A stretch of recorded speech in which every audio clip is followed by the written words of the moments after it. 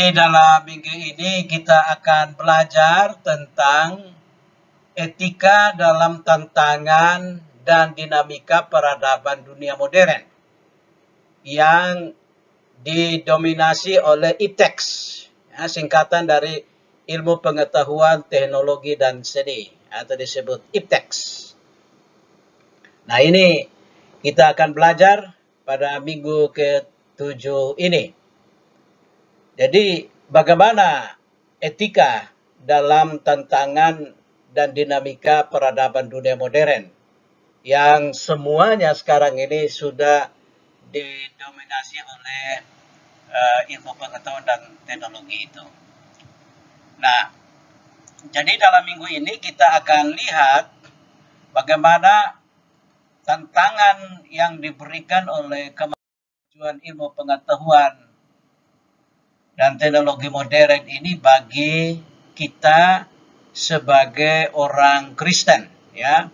Bagaimana seorang mahasiswa Kristen bisa menyesuaikan diri dengan kemajuan teknologi yang pesat, tetapi dia tetap memiliki nilai-nilai etika dan moral yang bisa dipertanggungjawabkan.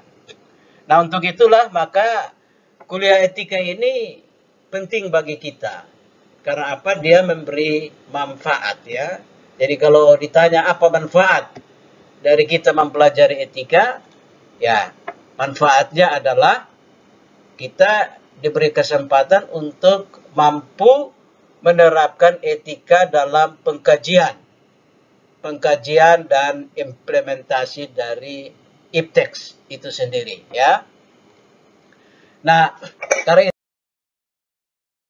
itu maka Bapak ingin mengangkat ada satu tulisan dari Budi Handrianto, ya, Budi Handrianto.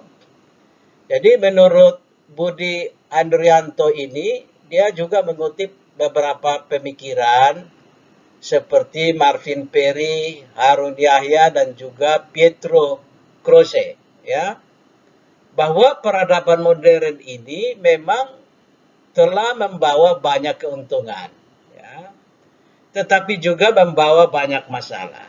Ya, keuntungannya ialah bahwa kita bisa kuliah online seperti ini karena ada orang ciptakan laptop, ciptakan HP, orang juga ciptakan aplikasi-aplikasi seperti Zoom, ya. Orang bisa kuliah secara online, dan mahasiswa di Sumba tidak perlu datang di Kupang, mahasiswa di Alor juga tidak perlu datang di Kupang, Sabu, Rote, Flores, ya, berbagai tempat, tetap di daerahnya dia bisa kuliah secara online. Nah, ini banyak keuntungan yang bisa kita peroleh, kan. Bayangkan kalau wabah pandemi ini semua berkumpul di kampus, maka penyebaran virus corona ini makin merajalela. Jadi ada banyak keuntungan. Tapi juga Budi Handrianto bilang ada membawa banyak masalah, ya, ada membawa banyak masalah. Jadi dalam tulisannya berjudul Ilmu dan Peradaban, menurut Handrianto, saat ini manusia didominasi oleh satu peradaban barat modern, ya, yang berlandaskan pada paham sekularisme, rasionalisme, utilitarianisme, dan materialisme, ya. Ini istilah-istilah yang kalau masuk ucap salah-salah orang pikir bisa saja memaki ini, ya. Jadi Bapak ada mengajar begini, Mama dengar ini istilah-istilah ini, Mama ketawa karena ucapannya ini bikin lucu juga, ya. Jadi ini IPTEX ini bisa jadi jahat atau bisa juga jadi baik, ya, karena itu, ya. Jadi bawa keuntungan tapi juga bawa masalah dan bencana, ya. Nah, untuk itu maka bagaimana supaya IPTEX ini dia jadi baik saja dan tidak jadi jahat? Maka kita harus juga bagaimana memikirkan secara baik dampak-dampak yang pernah ditimbulkan oleh IPTEX, ya. Jadi pengembangan iptex ini yang tidak bertanggung jawab, atau Bapak pakai istilah, ini istilah dari Bapak sendiri ya, yaitu iptex hitam. Artinya begini, ilmu pengetahuan dan teknologi dan seni yang sifatnya hitam, jahat, ya, buruk, yang akan membawa umat manusia ke ambang kehancuran, ya, membawa kepada ambang kehancuran. Ini Bapak sebut sebagai iptex hitam. Nah, iptex hitam ini telah menghasilkan penjajahan, ya, perang, senjata biologi yang mematikan, ketimpangan sosial, kerusakan lingkungan hidup, ya, keterasingan, ya, dan anomi, berkurangnya adat sosial atau standar etika dalam diri baik secara individu maupun juga masyarakat. Nah, ini. Jadi bagaimana misalnya kita lihat Jepang mengembangkan teknologi perangnya, ya. Ada senjata alat perang dan dia sudah lebih maju dari negara-negara di Asia, maka dia jajah Asia. Belanda juga. Jadi bayangkan Indonesia dijajah oleh Belanda karena mereka punya bedil, senapan, kita hanya punya bambu dan kayu kudung. Kita baru mau ayun kayu kudung, orang sudah tembak dan peluru panas, timah panas, lalu matilah kita. Jadi mereka gampang menjajah kita karena teknologi yang mereka miliki. Nah, Jepang juga begitu. Jepang bahkan bisa mengusir Belanda dari Indonesia dan dia kembali menjajah Indonesia. Jadi sejarah kelam Indonesia dijajah oleh Belanda 350-an tahun, ya, dan Belanda 1-2 tahun, ya, sekitar 2-3 tahun itu. Ini kan membuat kita mengalami banyak ketimpangan sosial, banyak krisis kehidupan, ya, penjajahan yang dilakukan ini. Jadi oleh karena pengembangan iptex untuk bagaimana orang merampas hak dan kedaulatan bangsa lain, harta kekayaannya dikuras sedemikian rupa untuk kepentingan diri mereka sendiri. Nah, selain itu juga menurut Bapak, iptex hitam ini membuat tidak adanya keseimbangan dan ketertiban dalam masyarakat. Jadi sekarang ini orang bisa buat isu-isu hoax, ya, memanfaatkan isu-isu hoax, isu sara untuk kepentingan politik, ya, atau juga penyebaran video sur dan video porno secara bebas di internet, ya. Bahkan anak-anak muda atau artis-artis mereka bikin sesuatu lalu mereka rekam video, ya, walaupun 19 detik, ya, dari siapa, Gisel, ya, ternyata itu membawa dampak buruk bagi kehidupan dia, ya. Dia harus berurusan dengan polisi, pihak berwajib untuk mempertanggungjawabkan apa yang mereka buat, ya. Ini karena apa? Iptex hitam menurut Bapak. Jadi orang punya uang, dia beli HP, HP-nya bukan digunakan untuk membaca Alkitab, firman Tuhan, tapi dia pakai untuk, ya, lihat hal-hal yang buruk, menyebarkan video-video yang buruk, mereka malah hal yang buruk demi untuk kesenangan diri sendiri yang sesaat, tapi dalam jangka panjang ternyata merusak nama baik, ya. Nah, ini yang harus dihindari, iptex hitam semacam ini, ya. Nah, karena itu saudara, kita lihat misalnya Martin Perry ini bilang, menurut Marvin Perry katakan peradaban modern ini memang penuh kontradiksi, ya. Pada satu pihak ia telah membuat berbagai kemudahan fasilitas hidup, tapi pada pihak lain peradaban ini memberi kontribusi yang tidak kecil kepada penghancuran alam semesta. Ya, ini penghancuran. Jadi kita seperti berada di persimpangan, ya, seperti gambar ini. Ini orang bingung dia mau kemana, arah mana ini, karena semua memberi tawaran, ya, janjian-janjian, ya. Orang tidak ada doi, mobil HP bisa ada pinjaman gratis di online, tapi sebetulnya bunganya mencekik, kelihatan murah, kelihatan 5 menit langsung dapat doi, ya. Demi gengsi seorang pacar pi konter dan saya mobil HP, tapi ternyata uang di dompet tidak ada. Lalu dia ingat, oh ada pesan, pinjam secara mudah, yang penting KTP, ya KTP. Lalu nomor rekening, 5 menit cair, duit cair. Nah ini yang menjerit. Jadi orang dibingungkan ya dengan ini. Jadi peradaban dunia modern ini ya menyediakan kemudahan fasilitas hidup, tapi juga memberi kontribusi bagi penghancuran diri sendiri, bahkan juga alam semesta. Nah, karena itu saudara, anak-anak semua, maka kita harus berhati-hati. Ini juga ada peringatan dari Harun Yahya. Ya, Harun Yahya mengatakan bahwa ilmu yang berkembang di dunia ini, meskipun telah menghasilkan teknologi yang bermanfaat bagi manusia, tetapi juga telah melahirkan bencana. Ya, bencana, ingat. Baik kepada kemanusiaan, baik kepada alam, dan juga perilaku etika manusia itu sendiri. Yang nampak dalam penjajahan dan kolonisasi yang seperti Bapak bilang tadi ya. Belanda, Jepang menjajah Indonesia. Ya, merenggut jutaan nyawa manusia. Dan menciptakan perbudakan serta eksploitasi terhadap alam dan juga manusia. Ya. Ya kita lihat misalnya penjajahan Jepang di Indonesia ini banyak wanita-wanita yang diperkosa, ya. Di NTT itu ada gua Jepang di mana orang harus kerja bakti, kerja rodi, cewek-ceweknya ditangkap, dijadikan budak seks, ya. Bagi yang pergi di Liliba, ada di belakang gereja dulu ada gua Jepang, ya. Gua Jepang itu sebagai saksi sejarah kekejaman itu, ya. Jadi misalnya begini, kalau 5 orang Jepang suruh angkat batu besar satu, batu kabuak besar satu. 5 orang suruh diangkat. Terus 5 orang bilang, nah kami tidak sanggup karena ini batu terlalu berat. Nah Jepang bukannya tambah orang, dari 5 kasih tambah 6 atau 7. Dia bilang, kalau begitu kasih kurang 1 orang. Jadi 5 jadi 4 orang yang angkat itu batu. Jadi bayangkan, kalau 4 orang dia bilang, tidak sanggup lagi, maka Jepang bilang kasih tinggal 3 saja yang angkat.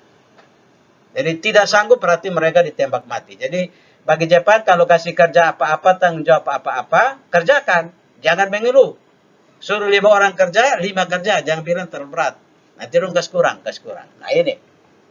Bagaimana kita lihat eksploitasi dan penjajahan ini telah merenggut banyak nyawa. Ya.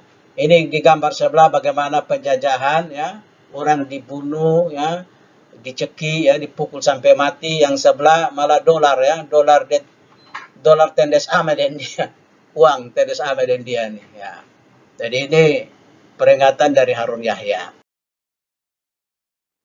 Nah, kita lihat juga bagaimana bahaya dari pengembangan ipteks yang bertentangan dengan nilai-nilai moral dan nilai-nilai agama ini, ya.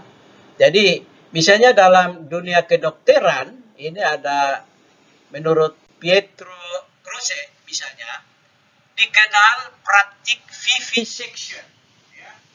Praktik vivisection artinya secara harfiah orang memotong hidup-hidup seekor hewan, ya, yaitu cara menyiksa hewan secara hidup-hidup karena dorongan bisnis untuk menguji, ya, untuk menguji obat-obatan agar dapat mengurangi daftar panjang segala jenis penyakit manusia.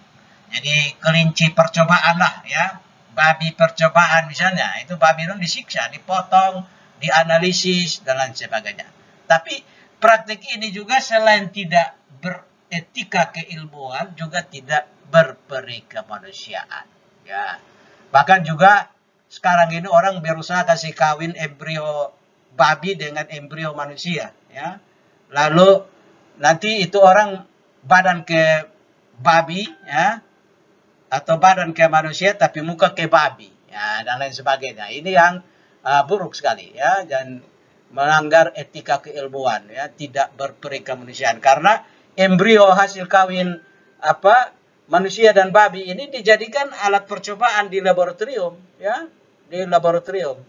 Jadi ambil jantungnya, dia disembeli, dia hidup-hidup ambil di pun jantung, kasih dia hidup lah, nanti ambil di pun paru-paru, kemudian diambil di pengginjal dan seterusnya. Ini percobaan-percobaan yang sebetulnya bertentangan dengan etika keilmuan, ya.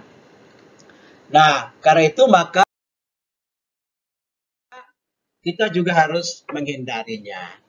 Tapi juga bukan hanya itu, dan ini yang terjadi di sekeliling kita ini, ya. Bagi mahasiswa yang suka belanja di pasar, sayur-sayuran itu, Anda jangan pikir lihat ini sayuran, wih bagus hijau-hijau bagus-bagus, tomat aduh merah bagus. Padahal saudara tidak tahu bahwa itu sudah penuh dengan bahan-bahan kimia, pestisida yang berbahaya, ya. Apalagi kalau musim hujan, saudara-saudara sebaiknya jangan makan kangkung dan sayur putih. Karena untuk supaya menghasilkan sayur putih yang bagus, ya, yang enak dipandang, dan juga kangkung yang enak dipandang hijau-hijau, maka orang semprot tiap menit supaya kuman jangan datang. Kalau musim hujan itu kan bibit penyakit, kuman-kuman semua muncul. Maka para petani tidak merugi, maka dia semprot sebanyak mungkin karena dia pikir saya tidak makan, mahasiswa yang beli, masyarakat yang beli, dan mereka yang silakan meracuni diri mereka sendiri. Jadi lebih baik kalau musim hujan kita makan pucuk labu atau bayam yang dihasilkan dari kebun sendiri, atau bunga papaya atau sayur papaya, ya, jangan ambil risiko, ya, karena apa? Penggunaan secara berlebihan bahan kimia seperti pestisida, herbisida, pupuk nitrogen dan sintetis dalam dunia pertanian ini telah meracuni hasil panen kita, ya. Telah membunuh kehidupan marga satwa, bahkan meracuni dan mengganggu kesehatan dari para petani itu sendiri dalam jangka panjang, ya. Sekarang ini kita lihat orang mati muda, petani itu mati muda, itu bukan karena dapat kutukan atau dosa mereka, tapi karena memang keracunan dari bahan-bahan kimia tadi itu. Nah, ini yang terjadi. Nah, oleh karena itu maka dari sistem dulu yang ramah lingkungan, ya, sistem agrikultur yang ramah lingkungan, ya, berubah menjadi sistem agribisnis yang memaksakan tirani korporat, ya, dan memaksimalkan keuntungan, ya. Jadi dulu agrikultur ini kan sesuatu yang saling menunjang, ya, tanaman ini menunjang ini dan seterusnya. Tapi sekarang mereka habiskan semua. Jadi satu hutan itu dipotong tebas hanya taruh kelapa sawit, ya. Dia membunuh juga hewan marga satwa yang ada di sekitar situ, ya. Dan ini karena orang mau mencari keuntungan. Bukan hanya biaya yang bisa ditekan, tapi penduduk lokal juga yang dulu punya harga diri dan mandiri lalu berubah menjadi buruh upahan. Jadi buruh upahan di tanah pertanian sendiri.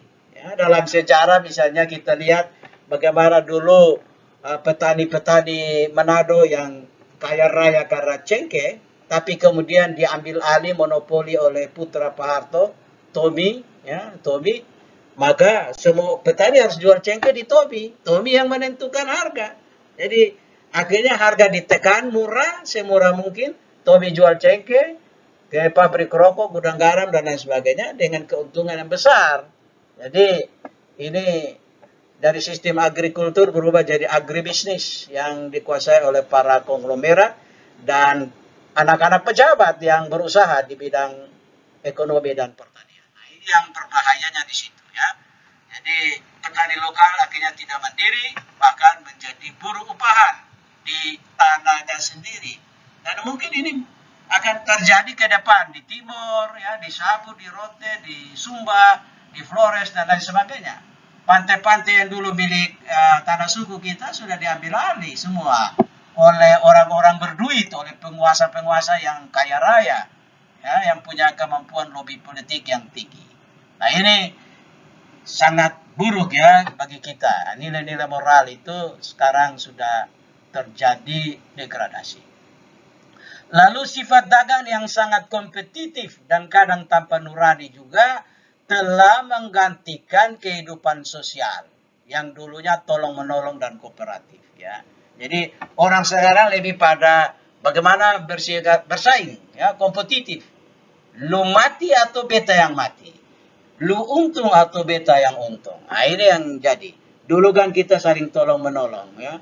Kalau satu pemuda mau menikah, maka seluruh kampung akan bantu dia, bikin kasih dia rumah, ya, bantu dia urus kumpul uang untuk supaya dia nikah dan lain sebagainya. Sifat-sifat ini mulai hilang, ya. Diganti dengan yang kompetitif, persaingan-persaingan. Nah, untuk itu, maka sebagai ilmuwan Kristen, kita diperhadapkan sekarang dengan pilihan-pilihan etis, ya, diperhadapkan sekarang dengan pilihan-pilihan etis. Jadi bagaimana seorang ilmuwan Kristen itu mesti memiliki spiritualitas Kristiani. Jadi artinya spiritualitas yang bersumber dari nilai-nilai moral, nilai-nilai agama yang dianutnya. Yang berikut bahwa ia memiliki pertanggungjawab iman kepada Tuhan sebagai sumber ilmu. Jadi kalau ilmu yang kita peroleh, kemampuan yang kita peroleh ini harus kita pertanggungjawabkan kepada Tuhan. Jangan kita gunakan sewenang-wenang demi kepentingan diri. Nah, untuk itu maka Alkitab harus menjadi acuan dan inspirasi bagi pengembangan ilmu. Ya. Jadi Alkitab tidak menjadi acuan, orang akan lari secara bebas dan liar. Ya. Dia punya otak itu akan dia manfaatkan secara liar. Dan juga seorang ilmuwan Kristen tidak mempertentangkan antara Alkitab dengan ilmu pengetahuan. Jadi jangan dia punya ilmu bertambah lalu dia merendahkan Alkitab. Itu tidak boleh terjadi. Sehingga kalau begitu maka sikap etis yang benar itu adalah seorang ilmuwan itu mampu memberi sumbangsi bagi pengembangan peradaban yang bertanggung jawab. Jadi seorang ilmuwan harus memberi sumbangsi bagi pengembangan peradaban. Bukan dia merusak peradaban dengan ipteks itu.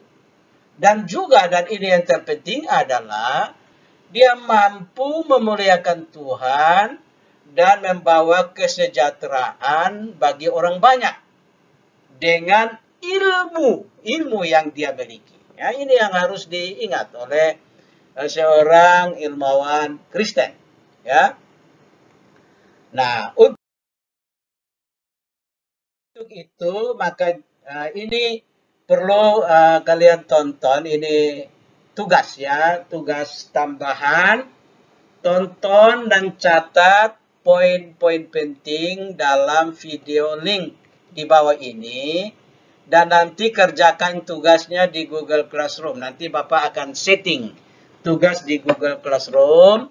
Tapi jangan lupa nonton link ini ya. Ya, link ini, YouTube ini.